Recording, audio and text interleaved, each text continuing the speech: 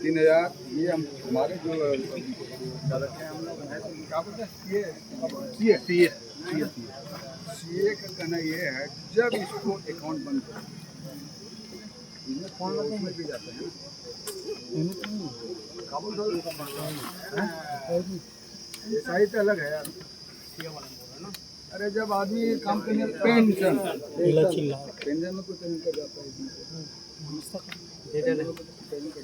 तो मैं क्या सुनो ना सर मैं आपको बता रहा हूँ जो है 3,000 जो है ये जब अकाउंट बंद कर आपका समझ में कहानी तो हमका नहीं हमारा नहीं करता ठीक है वैसे तो हमारा नहीं करता।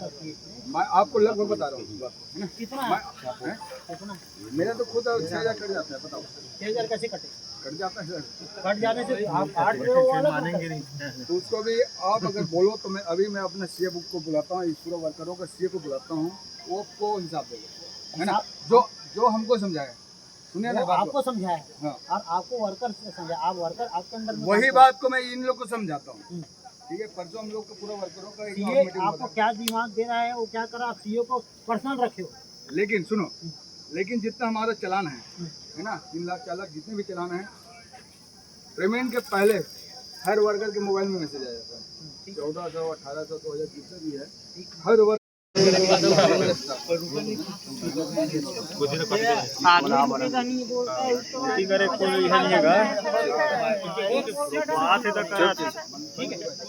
सिर्फ शेड्यूल के हिसाब से आपको ड्यूटी आना है ठीक है जिस दिन रेस्ट होगा उस दिन रेस्ट लेना है ठीक है।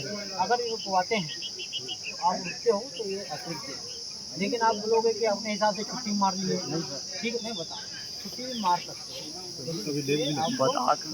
सूचना करना पड़ेगा सूचना करना है कि सर मैं आज नहीं आ पा रहा हूँ मेरे घर में ये प्रॉब्लम है कल से मैं नहीं आऊँगा ये आप 2 घंटे पहले बता सकते हैं ताकि ये आदमी कर ठीक है। अब व्यवस्था कब करूँगा मैं नाइट वर्कर दिन वाला आया नहीं ठीक है इनका उत्तर दे दूँगा नाइट वर्कर आया नहीं वर्कर के साथ एक प्रॉब्लम है कि वो कभी अपनी जवाबदारी को जैसे मैं एम्प्लॉय हम लोग जवाबदारी हम लोग हर छुट्टी मारने से पहले अच्छा छुट्टी का भी एक नियम है कि एक आदमी छुट्टी में है तो दूसरा आदमी छुट्टी नहीं मिलेगी ठीक है क्योंकि हमको काम के लिए रखा गया ना किसी को काम का व्यवधान करके थोड़ी रखा गया हमको पैसा किस लिए मिल रहा है काम करेंगे तभी पैसा मिलेगा काम नहीं करेंगे नहीं पैसा मिलेगा समझ में आया ना इसलिए अपने को सिस्टम से चलना पड़ेगा और वर्करों में एक गलती है। और एक बात मेरे को आपसे समझना चाह रहा हूँ मैं ठीक है हम हमारे वर्कर का टोटल ट्रेनिंग में 12 घंटे का ड्यूटी है ठीक है इनको मैं ओवर टाइम रोकता हूँ 12 घंटे तो मैं किस बेस में इसको 24% में 19,000 में मतलब 24% कटा 4,038 चलता है उसमें का हमारा ही पैसा काटता है उसमें का कितना पैसा तो काटता है खाली 18 चलता है बाकी पूरा पैसा नहीं तो काटता है तो हमारा काटता जितना तो उतना भी इतना भी जमा नहीं कर 2800 काटो तो 2800 जमा होना काट भी रहे हो आगे भविष्य में काम आएगा वो लेकिन वही नहीं हो रहा है ठीक समझ गए कहानी समझ में आ गया पिक्चर हाईकमान से अभी तक हमको ये संकेत नहीं दिया गया है कि 12 घंटे ड्यूटी माइनस करके 8 घंटे ड्यूटी कराओ। अब मैं बता रहा हूँ और दूसरी बात सुनो देखो संकेत इसलिए नहीं दिया है कि जब लोगों का काम आसानी से चलता है लेकिन इस बात को हम शेयर नहीं कर सकते ना सर अभी नहीं मैं बता रहा हूँ अभी तक इनको नॉलेज नहीं था कि हमारा नियम कायदा क्या है ठीक है गवर्नमेंट का विचार था वो विचार का काम तो है कि प्रताड़ित करना कुछ काटना हक नहीं देना वो है लेकिन पहले का जो प्रबंधन था वो कुछ सुनता था समझता था और बैठ करके बातचीत करके निपटारा करता था और यहाँ 6 साल से बागड़े की यूनियन थी जब उनका वो लोग काम नहीं किए किसी ठेका मजदूर का रेगुलर का फिर हमको बुलाया गया कि मिश्रा जी को बुलाओ हमने इनको बोला भी सुन रहे लोग कि भाई मेरे पास टाइम नहीं है हजारों कंपनी है आप लोग मैं नहीं आऊँगा लेकिन ये लोग बोले नहीं आपको चलना पड़ेगा तो मैं आया साथियों ये सोच रहे हैं कि एच.एस. मिश्रा को बाहर अंदर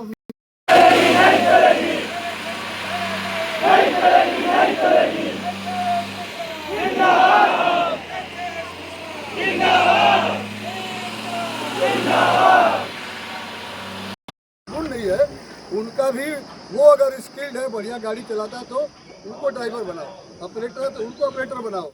इस तरह की स्थिति है। उसके बाद भी ये अपनी मनमानी करके आज भी ठेका मजदूरों का इतना वेतन बढ़ाए हैं और न उनका कोई प्रमोशन किसी का हुआ। जो काम कर रहा है, जो गधा जैसे काम करा रहे हैं, नियम कानून का कोई पालन नहीं हो रहा है।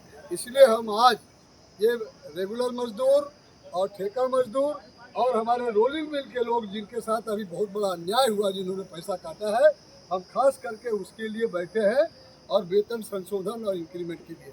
और अभी हमारे जो अभी क्या तहसीलदार साहब लोग आए हैं, वो भी समझ गए हैं। प्रबंधन का ही कहना है कि मेरा पावर नहीं है। जब तुम्हारा पावर नहीं है तो एक मीटिंग क्यों करते हो, बात क्यों करते हो? जिसका पावर है उसको बुलाओ, जिसका पावर है उसको बुलाना चाहिए जो फैसला दे सके। ये समय बर्बाद करते हैं। तो मैं ये कहना चाहता हूँ कि ये गुमराह कर रहे हैं लोगों को और समय खींच रहे हैं, लोगों को बेवकूफ़ बना रहे हैं। और अब हम लोग मानने वाले नहीं हैं जब तक हमारा कटा हुआ पैसा वापस नहीं होगा और ठेका मजदूरों का जो नियम कानून जो है, बोनस, छुट्टी, नियम कानून, परिचय पत्र वगैरह और जो सरकार का आदेश है उसका पालन नहीं होगा, तब तक ये हड़ताल जारी रहेगा, प्रदर्शन जारी रहेगा। और रेगुलर मजदूरों का जो वेतन संशोधन और अप्रैल में होना था वार्षिक वेतन वृद्धि इंक्रीमेंट, वो भी नहीं हुआ और उसको भी खींच रहे समय। आज कल परसों साहब आएंगे, फलाना आएंगे। अरे तो तेरा साहब कौन, उसको एक ही बार बुला के फैसला कर लो। तो इनको जब पावर नहीं है तो अधिकारियों को बुला करके सुबह से 5 घंटा क्यों बैठाए? जिसका पावर है उसको बुलाइए, हम जिसका पावर है उससे बात करेंगे। जब आपका पावर नहीं तो लोगों का, प्रशासन का और हमारा समय क्यों खराब कर रहे हैं? और सबसे बड़ी बात है कि शासन के नियम, सरकार के नियम का सरासर उल्लंघन हो रहा है। कोई नियम कानून का ये लोग पालन नहीं कर रहे। अभी काफी देर से आप लोग अंदर बात कर रहे थे मैनेजमेंट जी। से, तो क्या वो लोग मान रहे हैं? क्या उन्होंने फिर वही बात बोले तहसीलदार साहब के सामने। तहसीलदार साहब भी थोड़ा नाराज हुए कि जब पावर नहीं है तो बार बार क्यों कहते हो? तो उन्होंने बोला मिश्रा जी 1-2 दिन का और समय, फलाना ढिकाना, 4 दिन का। हम लोग 4 मिनट का समय नहीं है। हजारों बार आश्वासन दिए और विश्वासघात किए। शनिवार को छोड़ के मंगलवार को बात करेंगे।